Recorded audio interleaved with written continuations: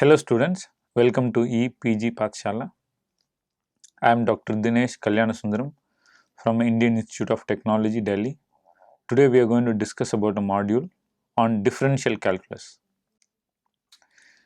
So the objective of the module is to say what is differential calculus and the parts of the differential calculus such as limit and differentiation and the various applications. The specific contents are going to be followed by an introduction. We are going to see what is a limit, what is a function and its derivative, then how derivative can be termed as a slope, and see the graphical representation of slope, then the rules of differentiation, then a table of some standard function ending with the application. We are going to see what is the limit at a point. Graphically, you can see the point x on the right hand side, and then there are two arrows, one coming from the left hand and one coming from the right side. Now this is a tan x function. That means what is so it's the tangent of x, and when you are approaching from the left hand side, you are seeing the curve going upwards, A7, A2, A1, so those are the points.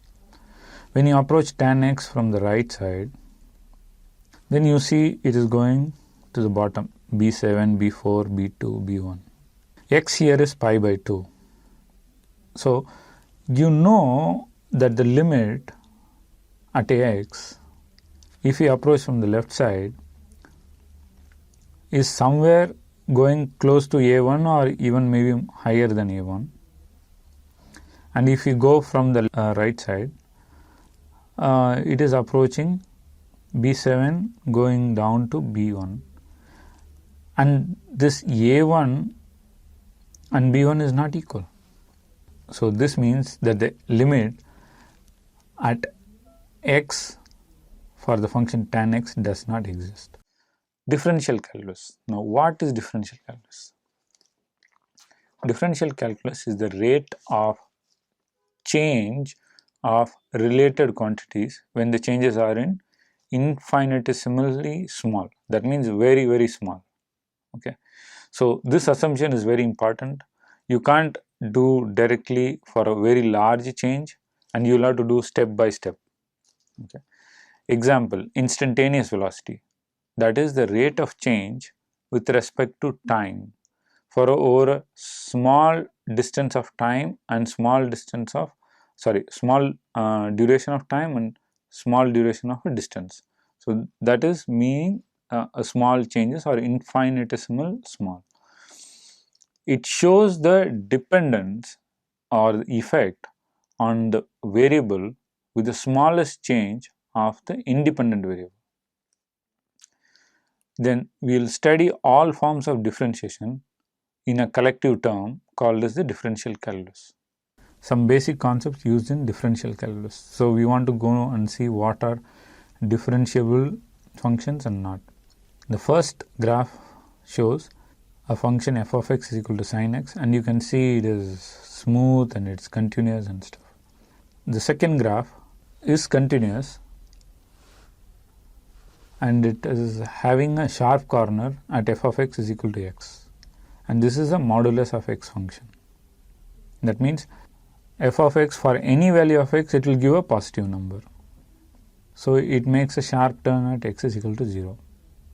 Now these kind of sharp turns are very dangerous, because in differentiation, when there is a sharp turn, then we will not be able to accurately calculate the slope. We are going to see discontinuous functions. Discontinuous functions are similar to what we saw, tan x or 1 over x. These are all discontinuous functions, because when you approach the point from the left and the right side, it's going to be different. Now the second figure, 1 over sin x, again that is a discontinuous function. Between every u and an inverted u, inside that u it's continuous. So if you define 1 over x within that interval, that means closed interval, then it's fine. But if you just say 1 over x or 1 over sine x for the entire span, then it will become discontinuous function. Limit at a point. Mathematically, limit at a point is the value of the function when it approaches x. Okay, so you can approach x or any point on a curve from two ways, right? You can come from the right side and one you can come from the left side. The value of x can be approached from both sides. So we will have a right hand limit and we will going to have a left hand limit. Limit of a function will exist only if the right hand limit and the left hand limit are the same constant value. The need for a limit. Sometimes what happens, when you approach from the left side, the value may go to a different function, and when you approach from another side, it may have a different value. We are going to see some of the mathematical functions which are so different. Then we will understand that the limit does not exist. So the need for limit is limit helps us to visualize the behavior of the function on those points where the value of the function either does not exist or attains an intermediate value, like the form of 0 by 0 or infinity by infinity or infinity by 0. Limit tells the behavior of the function where we cannot find its value directly. Let us now understand what is a closed interval and an open interval. A closed interval is something that includes everything. Okay, so a closed interval between any point A to B will include the point A and B also. An open interval, which is always written with small brackets, it means A and B are excluded from that interval. Okay, in continuous and discontinuous functions. A function f of x is continuous when for every value c in its domain f of c is defined and the limit of f of x as x approaches c equals f of c, right. So end of the day we are saying the limit exists at any point c, so the function is going to be continuous, otherwise the function is discontinuous. So there is a function f of x as seen in the figure, and then you see a line which is drawn tangent to the curve f of x, and then we can consider for a small delta x what is the delta y, right, which connects. Then this becomes the word slope delta y by delta x. Now let us see the mathematical definition. If y represents the value of the function x, f of x, then the limit is limit delta x tends to 0. That means we are going to measure it so small, so much small that we are going to measure it in increments. Then f of x plus delta x minus f of x over the length delta x is called the derivative function of f at the point x. Okay, so it is also written as y plus del y minus y over delta x. That leads to delta y by delta x can be written as dy by dx. So short summary is limit delta x tends to 0, delta y by delta x can be written as dy by dx. The various symbols used for the derivatives are dy by dx or f dash of x or d by dx of f of x. Derivative of a function. The basic definition of derivative of differentiation is, the key point is it is a slope at any given point. The derivative or variable or quantity with respect to another variable is the rate of change of the first variable with respect to the other variable, or the effect of small change in the dependent variable over a small change of the independent variable. Example of a non-differentiable function. F is discontinuous for a function like 1 over x, and you can see when we are coming from the left hand side and the right hand side, the value is not the same, and there is a discontinuity. There is no point which connects between the left side curve and the right side curve, and this is the discontinuity. So this function cannot be differentiable in this region. Example of a non-differentiable function.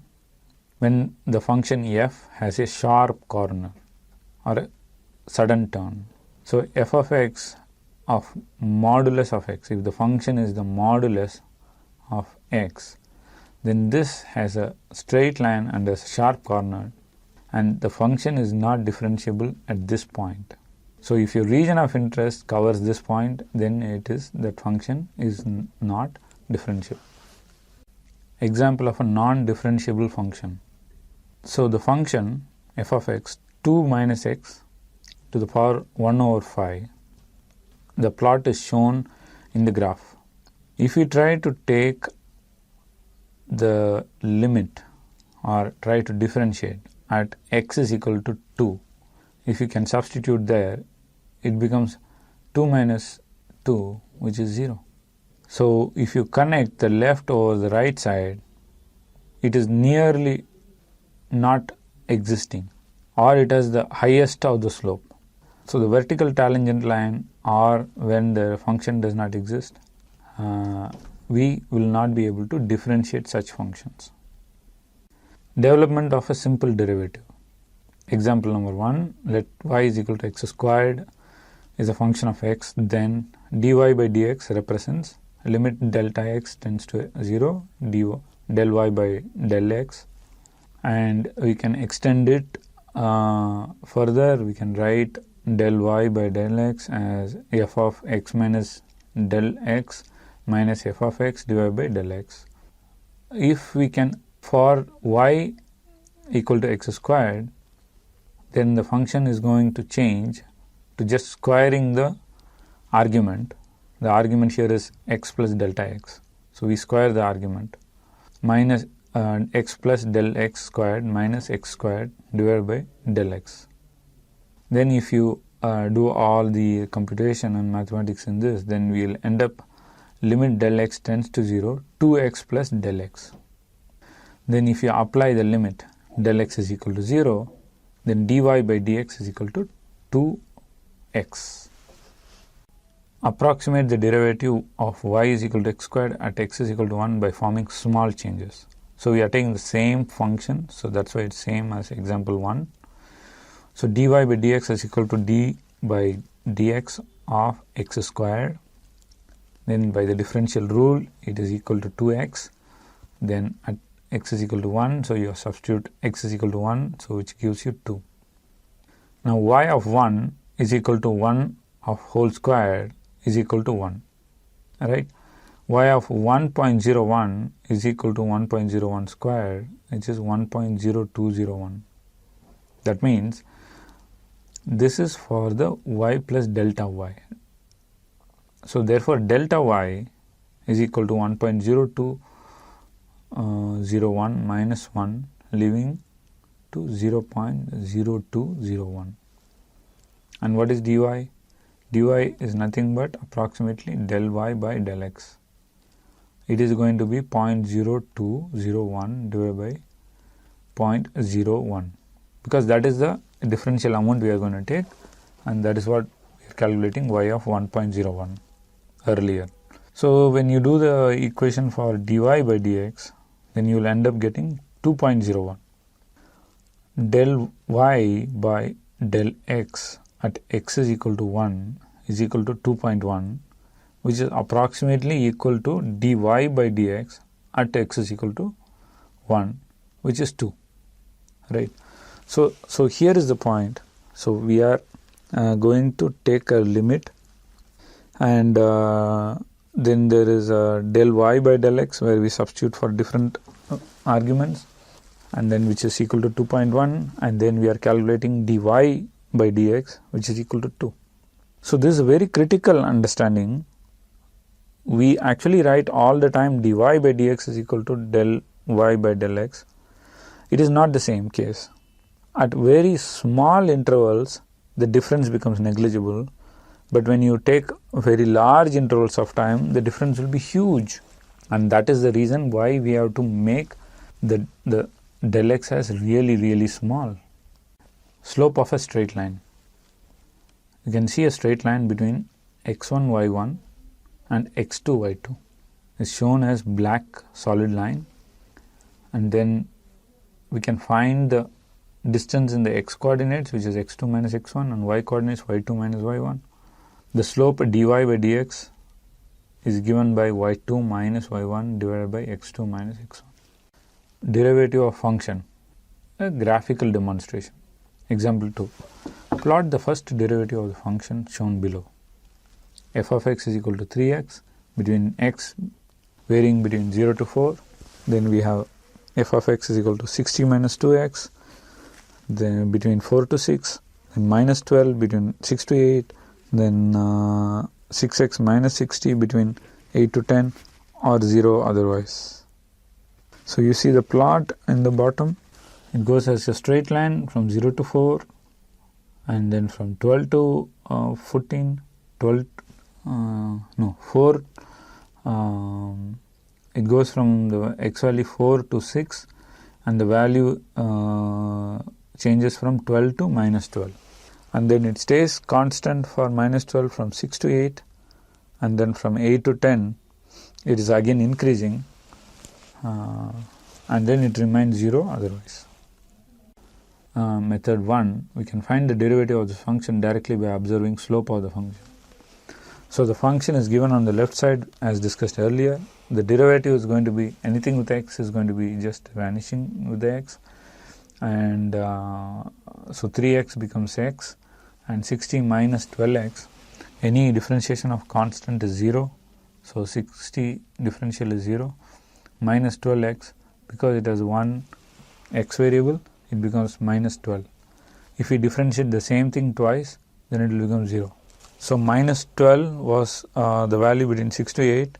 The derivative of the function shows it is 0 because there is no change in the slope, and it's not about change in the slope, it has no slope. I mean, it lies very flat. Then 6x minus 60 is in the regime 8 to 10, and if you differentiate x, it becomes 6 times only, and 60 has no meaning in this. Then 0, if you differentiate, is 0. Method 2, alternate way to find the derivative of this function is to find the slope of the function graphically. So I have substituted and I have found the value of the slope graphically. So at point 0 to 12, 0 to 4, the slope is going to be f of y, which is going to be 12 divided by 4 as the delta x. So that will end up giving a slope of 3 until 12. Then it changes from 12 to minus 12. Then the slope is going to be minus 12. And it stays like that for some time. Then it becomes 0. Then it becomes 6. The third method is we can find the derivative of the function directly by doing differentiation. Dx by d over dx of 3 of x is equal to 3. D by dx of 60 minus 12x is minus 12. Then d by dx of minus 12 is 0. D by dx of 6x minus 60 is equal to 6. This is an example of y is equal to sin x. And we have calculated the blue one shows sin x curve, and we have calculated the derivative of sin x, and you can see clearly how the sin x red one, the derivative actually moves. If you see, it is just shifted by a 90 degree in phase. So so we have just calculated all the values. Y of x is equal to sin of x. By graphically we did the values have come and it's shown on the table. Now let us do something analytically. So the dy by dx can be written as limit delta x tends to 0 f of x plus delta x minus f of x by del x. So if you substitute all the values for a different value 0.1, then you are getting 0.99833. Then if you say limit tends to x, delta x tends to 0, then sine x plus delta x minus sine x by del x is equal to cos x. Differentiation rule. Differentiation of a constant function, the derivative must be 0. Now in the graph you can see the line y is equal to 2 and the differentiation of it is 0 because it just stays constant. It doesn't change with time.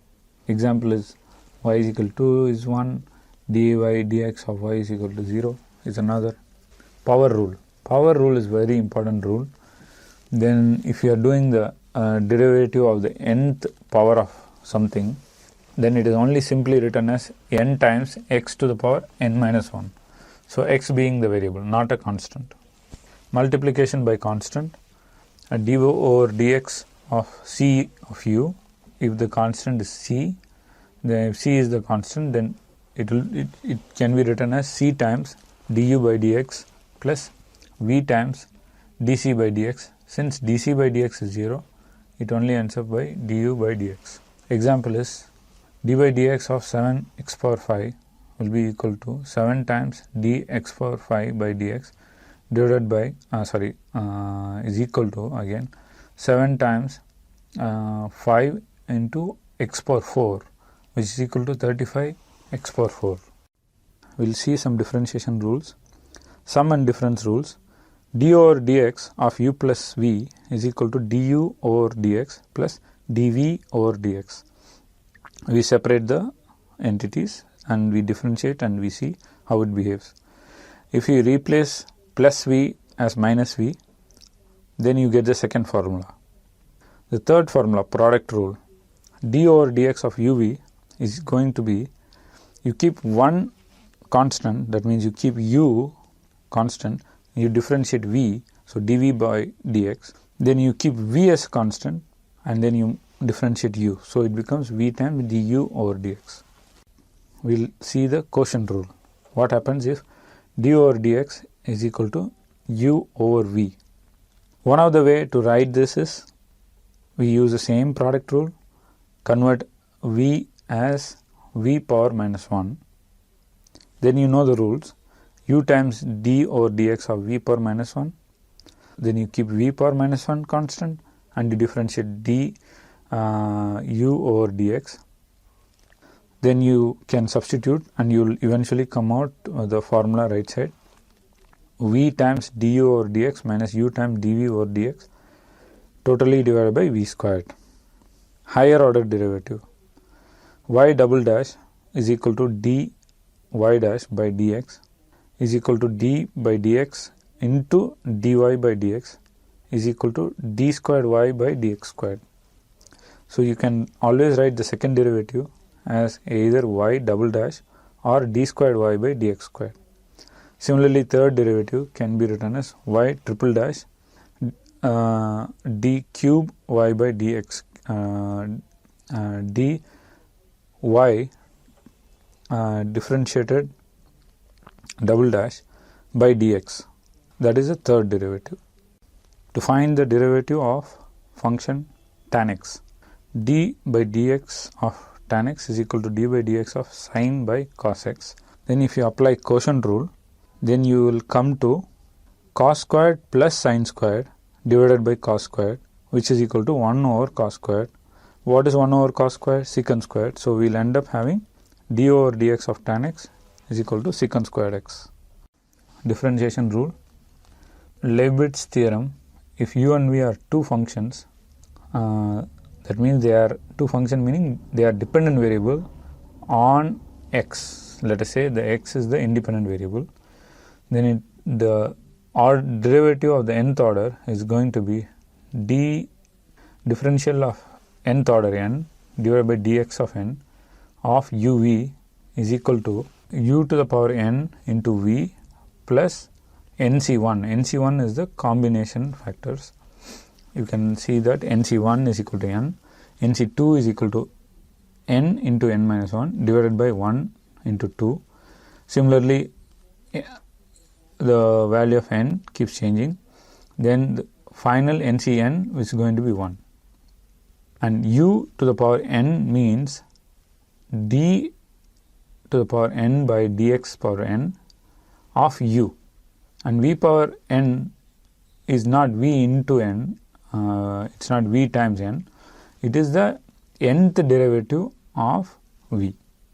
So, nth derivative of uv is going to be nth derivative of u into v plus nc1 into n minus 1th derivative of u into first derivative of v, and similarly it keeps on going, and the final is going to be ncn u times v, that is nth derivative of v with respect to x. Rolle's theorem. Rolle's theorem is f of x is continuous in the closed interval a to b, and f dash of x exists for every value in the open interval a comma b, that is meaning not including a and b, and f of a is equal to f of b, that means starting point and ending point value is the same, not a is equal to b, f of a is equal to b, which means the value is same. Then there is at least one point where there is a slope which is 0, so if you differentiate the 0 slope, then it becomes 0.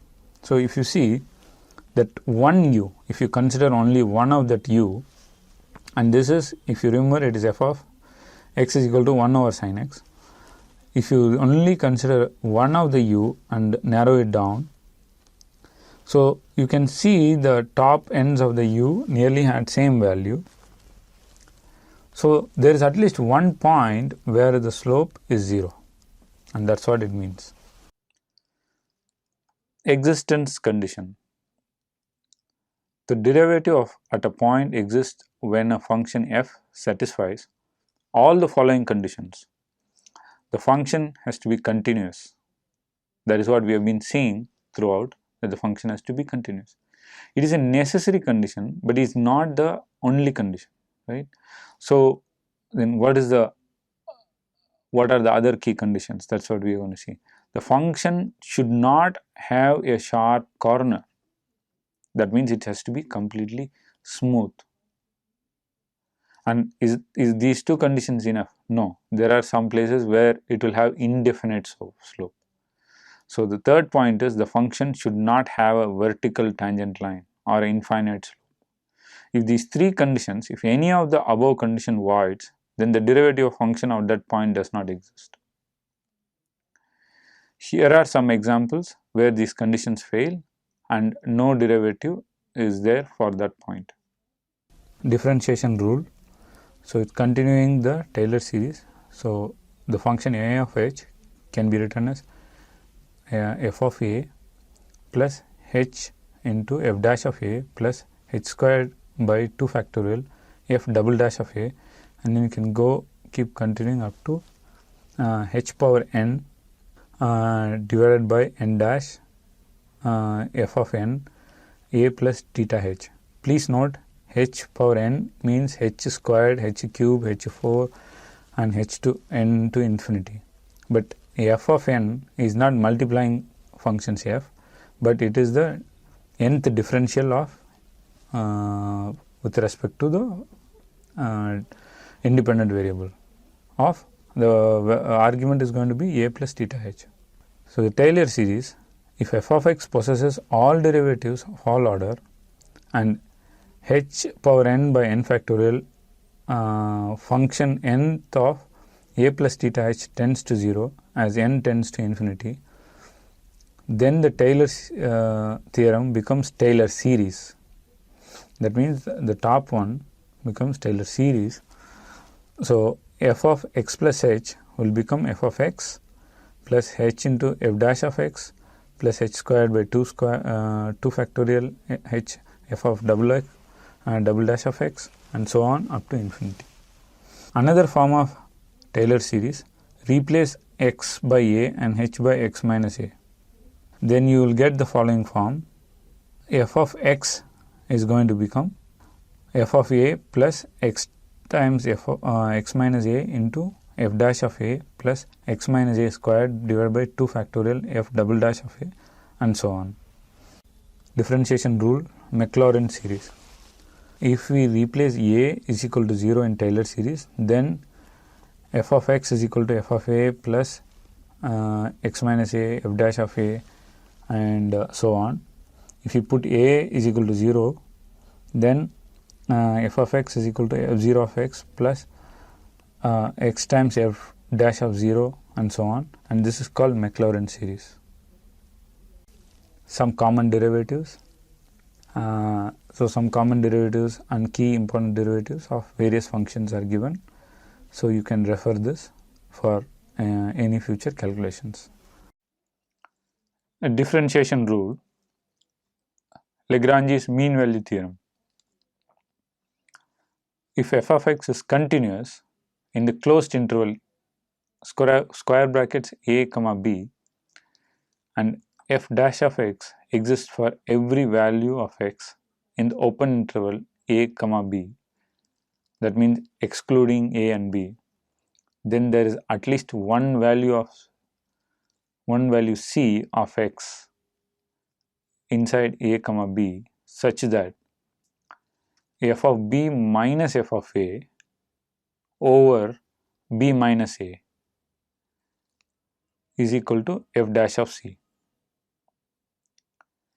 Taylor's theorem. If f of x and first n minus 1 derivatives of f of x be continuous in the closed interval a comma a plus h, and f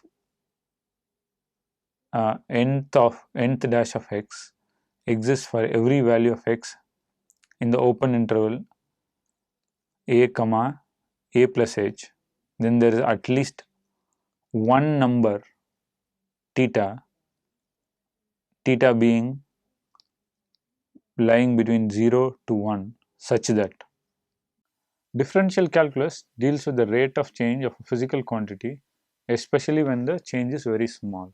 This is a very key factor. Differentiation can be seen as the slope of a curve at any given point. Differential calculus has application in, but not limited to, optimization problem, relative change, motion analysis of particle, etc.